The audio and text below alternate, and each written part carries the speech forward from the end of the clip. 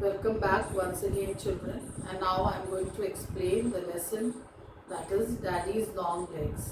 So, as I read paragraph wise, I'll explain it to you. Dear kind trustee who sends orphans to college, here I am. I travelled yesterday for 4 hours in a train. It's a funny sensation, isn't it? I never rode in one before. College is the biggest, most bewildering place. I get lost whenever I leave my room. I will write you a description letter later when I am feeling less muddled.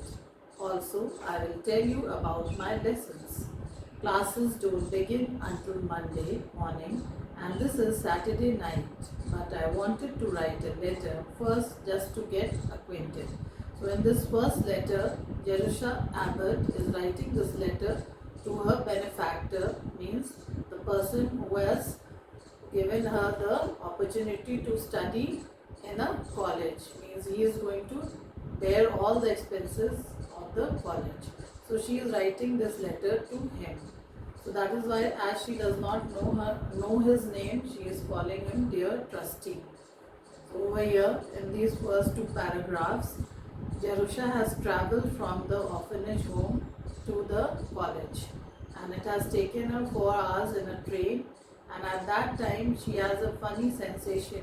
She is having a mixed feeling in her heart because she has never come out from the orphanage till that time, and she has spent about 18 years in that orphanage having the same old routine life. So for her, as she reaches the college over there, so that college is a bewildering place for her. Bewildering over here is a puzzling place for her, and it is quite big, so she feels that she will get lost over there if she comes out of her room. So she wants to tell her feeling over there that she is quite confused and she doesn't know what to do first. And as she writes that her classes, it begins from Monday and it is till Saturday. And so today, as it is Saturday, so she has some time and she is writing this first letter to her trustee. Why she is writing this? Because she wants to introduce herself to the person who has been so kind and generous towards her. It seems queer to be writing letters to somebody you don't know. It seems queer for me to be writing letters at all. I have never written more than 3 or 4 in my life, so please overlook it if these are not a model kind.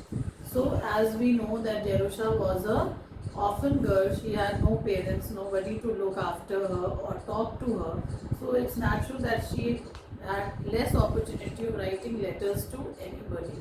So this was a third to fourth letter she was writing. So she is just telling the person whom she is writing because she feels it quite strange, queer, because she does not know that person. She only knows his name. She has never seen him. So naturally she feels it very odd and strange to write a letter to a person whom you don't know. So she is asking that forgive her if she makes any mistake and her letter is not very in a model kind. Before leaving yesterday morning, Mrs. Lippett and I had a very serious talk. She told me how to behave the rest of my life, and especially how to behave towards a kind gentleman who is doing so much for me. I must take care to be very respectable. So before she left her orphanage, that is where she was staying before. So the Mrs. Lippett over here is another character. She is a matron of the orphanage who used to look after the orphan children. So she tells Jerusha that she should have a best behavior and she should always respect the person, the gentleman who is doing so much for her, who is being so concerned about her and who is being so generous to take all her responsibility of educating her in the college.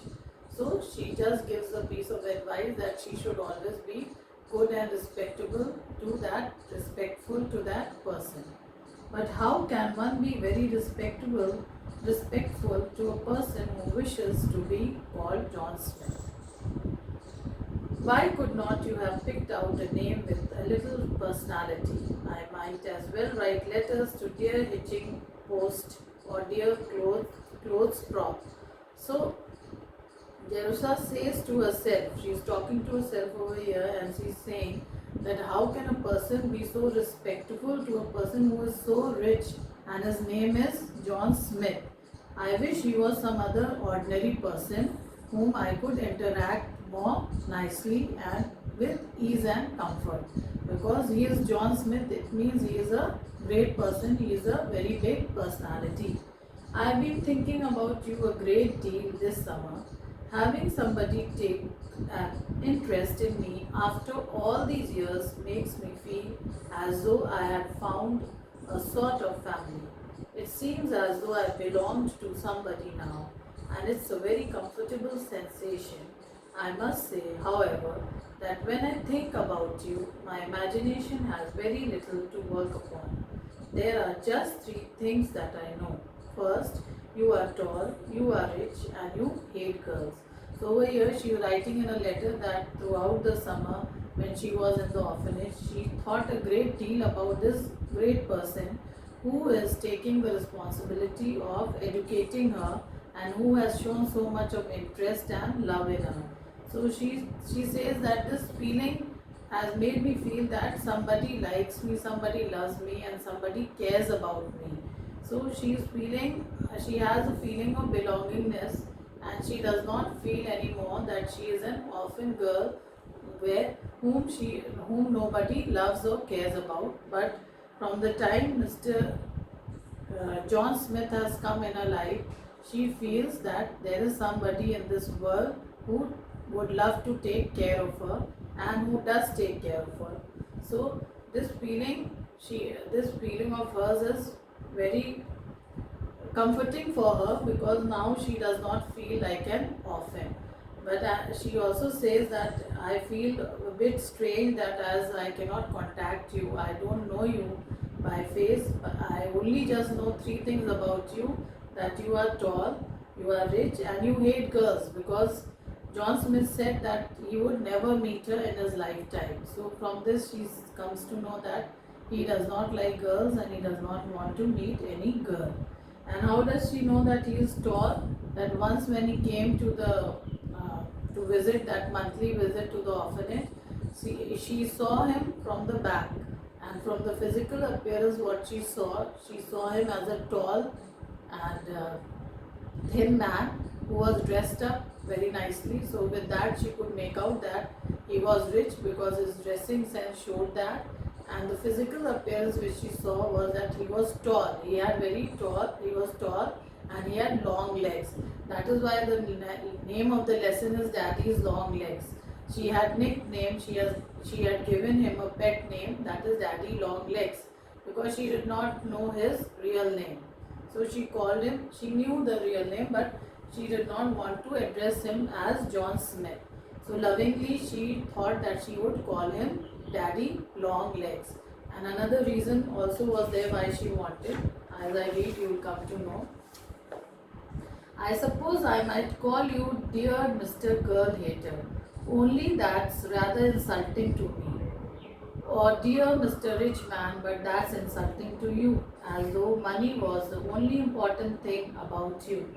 So she says over here that I suppose I wanted to call you Mr. Dear Girl Hater, but that will be insulting for me because I am a girl. So it does not look good that I would address you like that. And even if I call you Mr. Rich Man, that will be insulting to you, because having money is not everything what a man should have. And that is why she says that I have also seen many rich people being insulted over here on the streets. So she says besides being rich is such a very external quality. So being a rich, anybody can become rich, so that's an external quality because it's connected with money. But the internal quality, that is what you are from within, that matters more, not what you show from the outer appearance. That is not so important. The inner appearance and the inner quality of a person makes difference. Maybe you won't stay rich all your life. Lots of very clever men get smashed up in Wall Street. So she says ki it's because being rich or poor is a thing which does not last for long. So that is why she is saying, see, that being rich is not a thing which will last forever. And I've seen many rich people also getting smashed, means being beaten or hit or getting insulted in the Wall Street. But at least you will stay tall all your life. So I have decided to call you Dear Daddy Longlegs. I hope you won't mind. It's just a private pet name. We won't tell Mrs. Lippin. So that is why she has a reason why she wants to call him Daddy Longlegs. So she tells him that I want to call you Daddy Longlegs because this physical appearance of yours, it is not ever going to finish. You will always remain as you are. Your physical appearance, you will always have this physical appearance and you will never change. And I don't want that you should change. That is why I have decided that I am going to call you Dear Daddy Longlegs. And I hope you won't mind or feel bad about it. It will just be a private, it's just a nickname. I would call you lovingly, and it will be between two of us. Nobody will know about it, and I'm not going to tell anybody about it. The 10 o'clock bell is going to ring in 2 minutes. Our day is divided into section by bells. So now she is telling Mr. John Smith about the college life over here, how she spends a day and how it is being divided. There are different bells for different classes, and the whole day is divided into different sections, and for each class they have a bell. So now as she is writing, it's about 10 o'clock, it's going to be 10 o'clock, and she is telling Mr. Smith that how the day is divided. We eat and sleep and study by bells, means everything is being done timely and they all have to obey the strict time or the timetable in the college. It's very enlivening. Enlivening over here means it's very interesting to stay in the college because everything is on time and they have a set schedule for doing everything. I feel like a fire horse all the time. Fire horse over here means a horse used to pull a horse drawn by fire engines. All the time means she is always up on her feet. Everything she has to do on time. So round the clock she is busy in the college. There it goes, lights out, good night. So now by 10 o'clock it's the time for them to sleep over there. So she is saying bye bye to Mr. John Smith as she ends the letter. Observe with what precision I obey rules due to my training in John Guerrier Home. So she is telling that, see what I have learnt in the orphanage over there when I was staying for 18 years, to have a precision over here means accuracy, means in the orphanage also they had to do everything on time. There was a timetable for everything, and that has helped her because all the time for 18 years she has stayed in the orphanage, so she has got used to that timetable life where she has to do everything according to the time. So over here she does everything with precision and accuracy, and this good habit she has developed from the orphanage where she was staying. The name of the orphanage was John Guerrier Home. So with this she ends her first letter, and very respectfully she writes that yours most respectfully, Jerusha Abbott.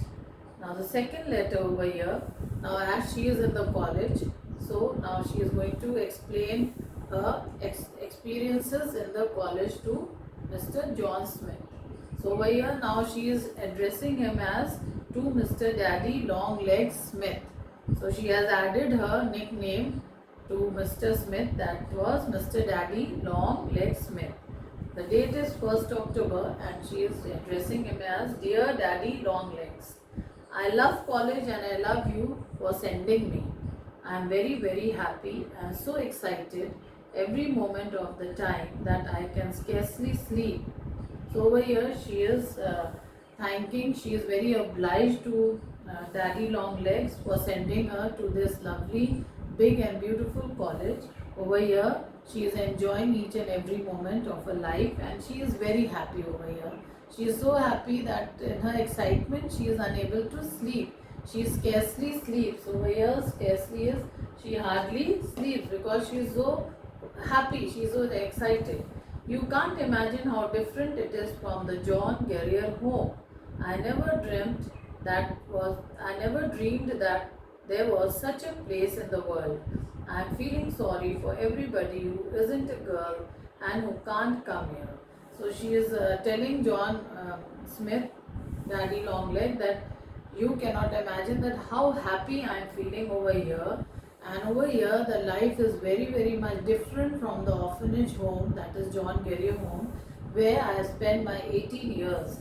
And she is very happy, and at the same time, she is feeling sorry for other orphan children, orphan girls who stay in that orphanage, that they could not get the opportunity. They were not so blessed as Jerusha Abbott to get a trustee like John Smith, who took the responsibility of educating her in a college. So she is feeling that she is very blessed to have John Smith in her life, and she is enjoying her life in the college. I am sure the college you attended when you were a boy could not have been so nice. My room is up in a tower that used to be the contagious ward before they built the new infirmary. There are 3 other girls on the same floor of the tower. So she is telling John Smith that where she is staying in the college. She is describing the room where she is staying. It is up in a tower, and that room first, before she came over there, it was said to be an infirmary. And as you know, infirmary is a place in a large institution for the care of those who are ill. So it is a place where when people get sick or children get sick in a college, so they go over there to take medicine and rest. So that is a place called infirmary. So her room is actually an infirmary, which was before an infirmary, but now it has been converted into a room where she is staying, and with her there are other 3 girls on the same floor of the tower. The one is senior, who wears a spectacle and is always asking us to be a little quieter. So one girl she is describing is senior to them, and she wears a spectacle, and she always asks them to be a little quieter. Means she loves to be in a quiet atmosphere. This is what we know about that girl. And the 2 are freshmen. Freshmen, they are freshers. They have just joined the college, and their name is, one is Sally McBride and the other is Julia Rutledge Pendleton. So these 2 girls are there who are also residing next to her in that floor where Jerusha is staying. Sally, now she is giving a little description about these 2 girls who are staying there. Sally has red hair and a turn-up nose and is quite friendly. So Sally is friendly.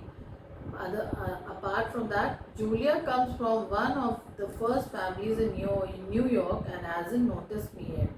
So Sally, according to Jerusha, she is very friendly, and Julia, another roommate over there, she is Julia. She comes from a hi-fi family, and she is not so much friendly as compared to Sally. Until now, she has not even noticed Jerusha. They room together, and the senior and I have singles. So Julia and Sally, they are roommates. They stay in one room and they are together. But on the other hand, Jerusha is staying alone. She has got the opportunity of staying alone, and the other senior also, she and herself, they are staying in single rooms. Usually freshmen can't get singles. They are very scarce. But I got one without even asking. So over here, Jerusha is counting herself to be blessed, because it is very difficult for the freshers to get single rooms. But this time she was lucky enough to get a single room for all to herself, and without even asking. So she is finding herself to be lucky. Why? Because for all these years, as she was in the orphanage, she used to be in a dormitory with 18 to 20 children, and she never had the opportunity of staying alone all by herself. I suppose the registrar didn't think it would be right to ask a properly brought up girl to room with a fondling. So she just tells that I think the registrar thought that she has come from an orphanage, and it's not good that a girl who is quite senior should be put with the freshers over there where fondling. Uh, Fondling over here is often. So that is why maybe the registrar thought that the children who are coming from good families cannot be put to stay with Jerusha, who was a orphan. So that is why, thinking that, the registrar has given her a separate room, not with the other children who belong to good families. You see, there are advantages. So she is thinking this, that as she is an orphan, that has proved to be an advantage to her in getting a single room in the college. Otherwise it would have been difficult for her to get a room for herself, that too was staying single. My room is on the northwest corner with 2 windows and a view. So she is telling where her room is situated, in the northwest corner, and it has 2 windows and with a beautiful view which she can see. After you have lived in a ward for 18 years with 20 roommates, it is restful to be alone. This is the first chance I have ever had to get acquainted with Jerusha Abbott. I think I am going to like her. So over here, Jerusha is saying that within that 18 years of her life, she has spent 20 with 20 roommates, means 20 orphan children, and now as she is being given a single room, she is feeling very restful and peaceful and all by herself. So she is saying that now I think I have got a chance to know myself much better, and I think I am really feeling happy and blessed about her, and it will help me even to pursue my writing abilities, as she had a very good writing ability. Because of that only, Mr. John Smith took interest in her after reading the articles which she used to write in the orphanage home. So now she thinks she will get a better opportunity to enhance her career and work upon it and study well. Do you think you are? They are organizing the freshman basketball team, and there's just a chance that I shall get in it. I'm little, of course, but terribly quick and wiry and tough. So within that period, one basketball match is being organized for the freshmen, means for the freshers. And she says ki it's not, I don't think I'll get a chance, though I am very good in athletes and I am very quick. Over here, wiry means athlete, and she is very good in that. And plus she tells, while the others are hopping about in the air, I can dodge under their feet and grab the ball.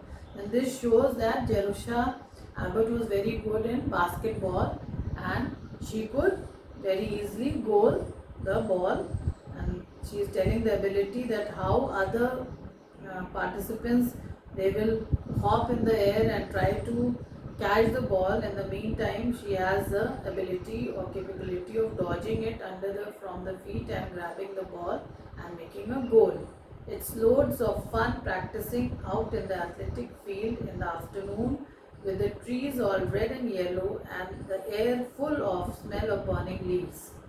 So she says that she feels very happy and she enjoys the basketball game on the field, and she loves the beautiful trees with red and yellow flowers on it, and also the smell of the burning leaves all around the field, and everybody laughing and shouting. So that beautiful atmosphere she is trying to tell us, that when they play on the field, the lovely field, it is all surrounded by trees with red and yellow flowers, and the leaves are also burning by the side, and the smell, that is very nice. She feels the smell is very nice, and she enjoys the laughing and shouting of the children playing all around. These are the happiest girls I ever saw, and I am the happiest of all. So the whole atmosphere in the college she is liking. It's very lively and entertaining, and she loves that change, because as she has come from the orphanage, she has never seen the outside world and the life in it. So that's really a very enriching experience for her, and she is enjoying and living that every moment of her life over there. I meant to write a long letter and tell you all the things I am learning. Mrs. Lippett said you wanted to know, but seventh hour has just rung and in 10 minutes I am due at the athletic field in gymnasium clothes. Don't you hope I'll get in the team? So now she is about to end the letter because it's the seventh hour bell has rung, and that is calling for her to come on the athletic field over there and join in the basketball game. So she ends the letter saying that now I'm going and I hope I will be selected in the team. And she ends the letter by saying yours always, Jerusha Abbott. And she also, at the last, Sally McBride just poked her head in at my door. This is what she said. I am so homesick that I simply can't stand it. Do you feel that way? And on the other hand, the writer is telling us that as Jerusha is so happy that she is enjoying every minute of her life in the college, on the other hand, one of her classmates, that is the fresher Sally McBride, she is feeling very homesick and she is not enjoying the life in the college. I smiled a little and said no. I thought I could pull through. At least homesickness is one disease that I have escaped. I never heard of anybody being asylum sick, did you? So why Jerusha is not feeling that homesickness? Because she did not have a home. As we know, she was an orphan girl brought up in an orphanage. So naturally she had no family, so that she has no attachment with anybody, and as she has been all alone throughout her life till date, so she does not know the word homesickness because she had no home. She was an orphan. So that is why she tells Sally McBride, I am very lucky to escape this type of sickness and I am really very happy over here in the college enjoying my life. So children, this is the letter, the story, the form in a story, the letters in a form of story about Jerusha Abbott and Orphan Girl. I hope you all have understood the lesson, children. Until then, bye bye, be healthy and stay safe.